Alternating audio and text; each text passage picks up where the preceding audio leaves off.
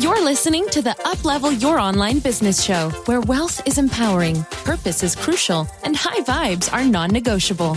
And now, here's your host, certified business coach and practical woo strategist, Sarah J. Loureiro.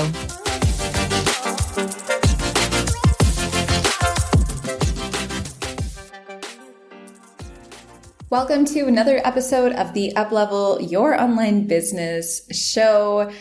This is going to be a fun one, and also I just really want to meet all of you guys on your level and hopefully inspire you to embrace the weird things that you have about yourself and figure out what it is that you really need to do in your life that makes you different, that allows you to succeed and truly allows you to excel. This episode is also inspired by a date night that I just had with some girlfriends where I have not met new people in real life for a very long time. So I either hang out with people who have known me for years or people who meet me online. And so to explain my life to new friends was very interesting. It was a really interesting moment for me. And I really fully realized how weird I sound to a lot of people. And I also just want to inspire you to understand more about yourself and, practice levels of self-awareness that make you feel really good about the way that you navigate your own business. So let's get started. Here are some things about me that are incredibly odd to most people that I need to incorporate or take into account in my business in order for me to excel. Okay, so here we go. So the very first thing, and this is probably what inspired this episode the most, is I have an extreme sensitivity to caffeine. Okay, and most people drink caffeine at least twice a day. And I don't have anything when I wake up in the morning other than water. And this is weird for a lot of people. It's weird for a lot of people because they're like, well, how do you stay awake in the mornings? And I'm just kind of like, well, I need to get my rest. I need to get my 8 hours of sleep. And, that just makes me ready for the day. But my whole point in this to say as well is that I didn't know about my extreme sensitivity to caffeine for years. And even after I knew about it and after I was aware of it, I still consumed it. And I would still consume it because I wanted to fit in. And I'd also encourage you right here to just bookmark this thought about what are you potentially doing in your own life because you want to fit in some way, but isn't actually serving you and is inhibiting your high performance. Because what I started to realize about my caffeine consumption was basically 50% of the time that I would drink it, I would get really bad nausea, I'd get headaches, and I'd get the jitters. And sometimes it is so bad, and I literally had this happen to me yesterday. Sometimes it is so bad that I need to curl up in a ball on my bed and I cannot get up because I just want to throw up. And that's very extreme. And that can literally just come from 1 cup of chai tea, you guys, 1 cup of chai tea. And when I started being aware of this, I started to understand, wow, each and every one of us has 24 hours in the day. But if I'm spending at least one of those hours being curled up in a ball or having extreme discomfort because I have some sort of nausea or because I have jitters or because I'm getting a headache, it's not worth it for me. It's not worth it for me to continue to do this thing that society always tells us that we should be doing. And so I have almost completely eliminated caffeine from my diet. Another thing about me is that I tend towards high anxiety. So my nervous system tends to be very jittery in general. And another thing that I was noticing by my caffeine consumption was that I need moments of self-regulation. I need moments of self-regulation throughout my day. And so I wasn't drinking anything in the mornings. I was just drinking water, but I was having my tea, like my afternoon tea, my afternoon matcha around 2 p.m. And what I've now realized is when I started to do that consistently, I couldn't actually calm myself down in the ways that I normally would have been able to had I not had a caffeine intake. And when I talked to my naturopath about all of this, he suggested to me that I just remove caffeine completely because it spikes your cortisol in your body. And if I'm trying to regulate my nervous system and if I'm trying to stay grounded, he was telling me that caffeine is probably one of the worst things that I can put into my body. So I don't consume caffeine. Another thing that I don't consume is alcohol. And I come from a family that loves their wine, just loves wine so much. My mom and dad have wine for lunch and dinner every single day. I'm always offered wine, and it's really funny because to this day, I'm still offered an espresso right after I have lunch, and I always decline it, but yet it's still offered to me, which is so nice. But I have been surrounded by alcohol my entire life, and I've had a few alcoholics in my family as well. But none of that really made me aware of the potential health effects of alcohol on my own body. And say what you will, I'm not a completely sober person, and I will still have my occasional drink. But what I have realized about alcohol in my own body is that it gives me headaches. It actually makes me a lot more prone to headaches because I'm very prone to dehydration, especially now that I live in a tropical country. I get dehydrated very easily. And so if I'm in Canada and I have a few drinks, it's not as bad. If I have a drink here, and especially if it's not like late at night, which I don't even go out at night anymore.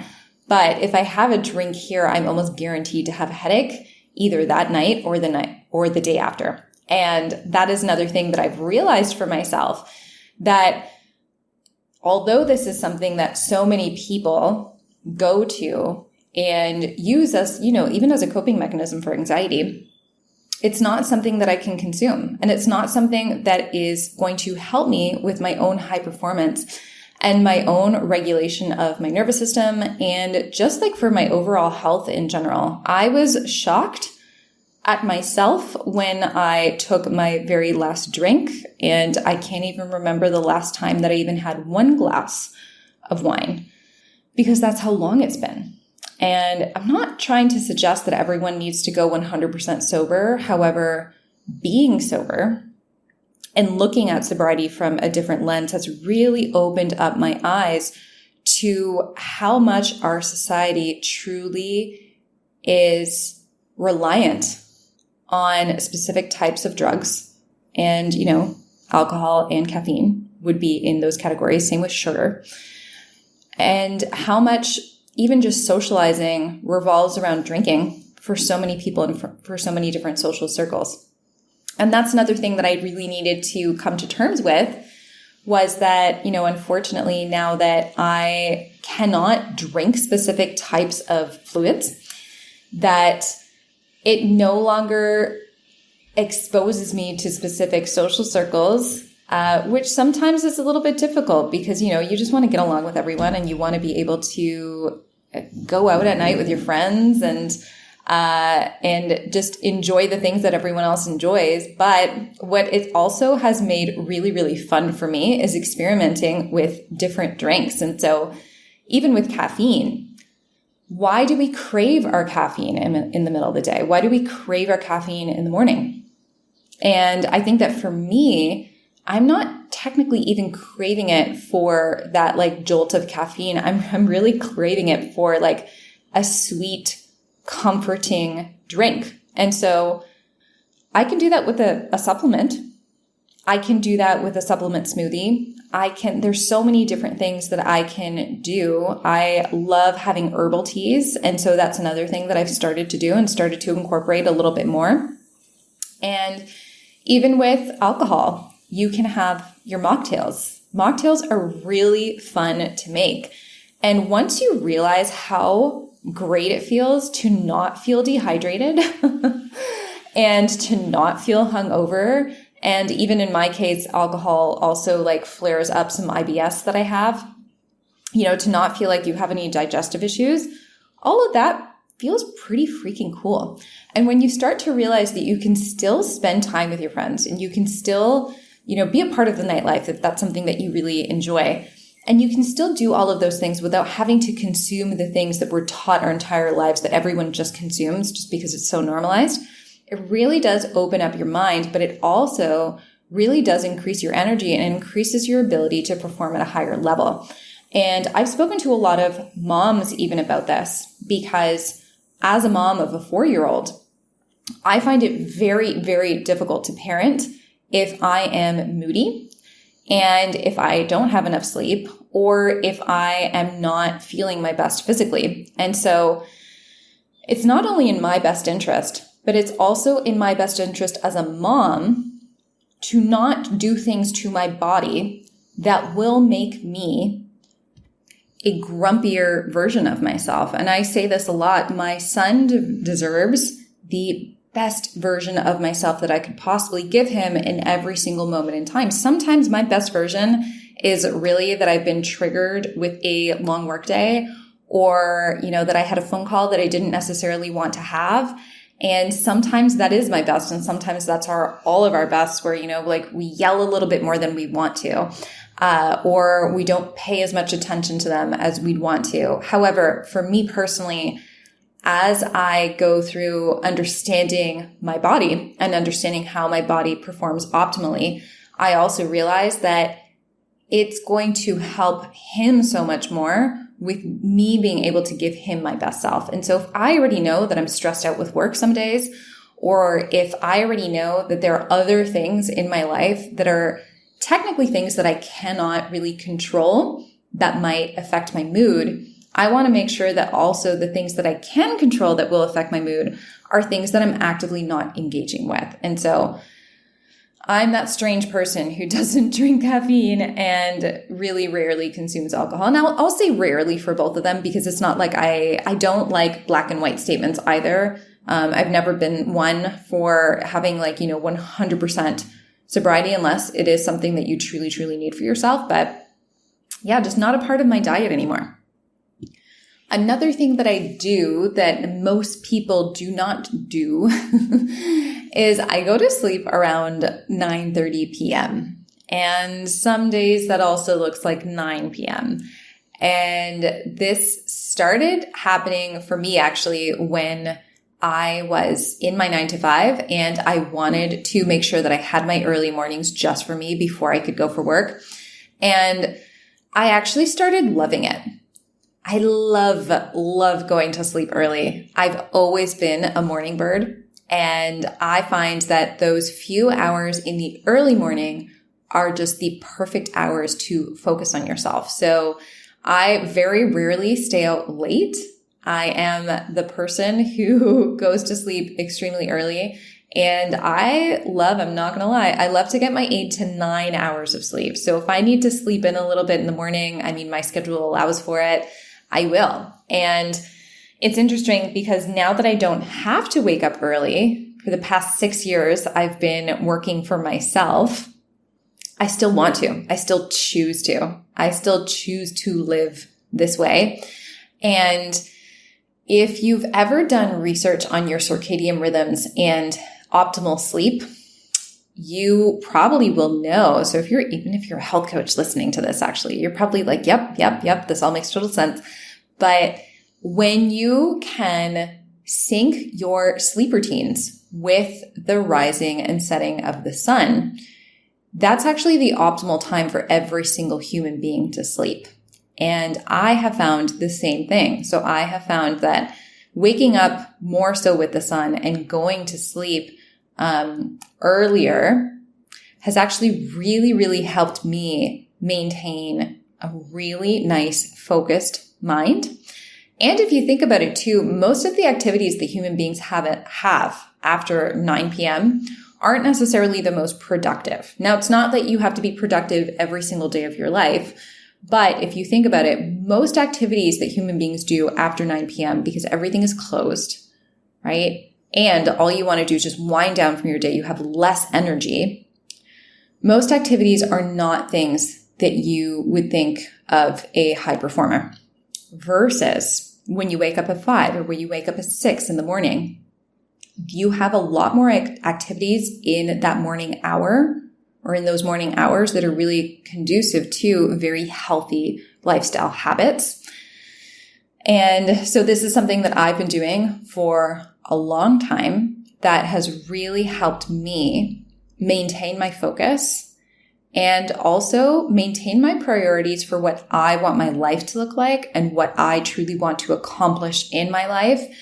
And especially because I don't really drink alcohol either, going to sleep at an earlier time helps me to prioritize my life in terms of my own health and wellness and in terms of my business and my business success, because I know that I am so much more productive when I have a morning routine or when I have some sort of movement in my morning before I start my workday.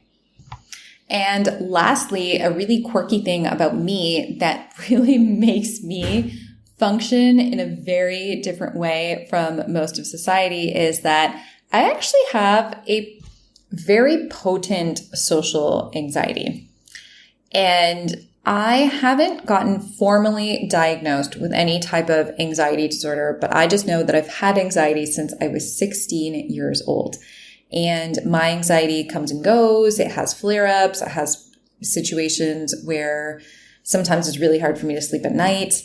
I've had prescriptions for it, and I don't necessarily find the prescription super helpful, but I always, advocate for, if that is something that you need for yourself, then absolutely 100% take that if that's going to help you. And so I've had this anxiety for most of my life, all of my adult life. I've had this anxiety, and it comes and goes. At some specific points in time in my life, it's worse than others. And because of this fact, I have to be so careful with the way that I conduct business. And I think that for a lot of people on the outside, you probably can see me as this huge risk taker, this person who, who's built this massive business and is so successful, or, seems like they have everything figured out and everything together. And it's really because of specific practices that I have to do on a daily basis that I'm able to function, or at least feel like I function as a normal human. And so some of the ways that I navigate my business that have really helped me limit a lot of the social anxiety that I have is I'm usually not the very first person to check anything that is incoming from the broader internet in my business. I'm not the first person who checks DMs. I'm not the first person who checks emails. I'm not the front line of my brand.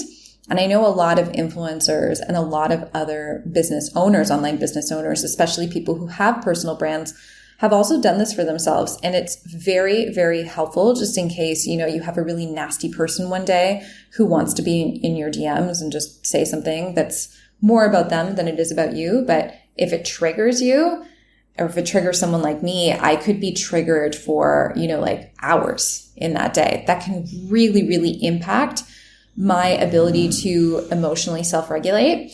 And I have really built such a beautiful business where I also support so many amazing clients who have very similar things happen to them. They have very similar needs, emotional needs and anxious needs, which I just feel so privileged to be able to, provide a safe space for so many of my clients to cry, to feel like they can fully express themselves when they're on calls with me, even when they're on group coaching calls. And in order for me to create that safe space for other people, I also need to create that safe space for myself. And a lot of that looks like understanding, the things that I was just talking about and understanding how those things impact my ability to self-regulate, understanding how caffeine directly impacts my jitters and how anxious I already feel, understanding how a lack of sleep really influences how anxious you feel on any given day, making sure that you're eating properly and eating at the right times. I now have 12 o'clock ruled out on every single day of the week because 12 p.m. is when my body needs to eat. And there's never any appointments scheduled for that time because that time is really, really precious for me. And it's precious for me to give myself that buffer between my morning appointments and my afternoon appointments. And I remember at one point in time, I was just letting people schedule me straight through lunch, and I would just kind of choose my lunch to be 11 a.m. or 3 p.m. And it was just awful. It was a disaster. And I can really tell the difference between when I'm following really great high performance schedules and routines for myself and how I feel on any given day versus when I'm completely out of those routines and just I can tell and I can feel this inability to self-regulate. So there you have it. I know I've done a few episodes about anxiety. So if you are curious about that, I would encourage you to take a look at the podcast in general. I mean, we've had over 100 episodes now, which is amazing. So you can always just search through and see if you can find another one that's very similar. But I hope that this has inspired you somehow to, get off of the main road that so many people are on and really start thinking about your performance in your business, not just based off of the strategies that you put in your business, but also the strategies and the routines that you have within your day in order for you to perform and show up as your highest self. And this is also why inside of my programs, I always have modules based off of energetics and energetic routines and high performance routines that you can place within your businesses, because I truly believe that without this, you're not going to create a sustainable business. And it's all about creating something sustainable that's going to help you with overcoming any overwhelm long term. All right. So I'm going to end there. Thank you so much for listening, and I'll catch you next time. Thanks for listening to the Uplevel Your Online Business Show. If you enjoy our show and would like the show notes and free goodies about how to grow your online coaching business, head over to sarahjlorero.com for more information. We hope you'll tune in next time.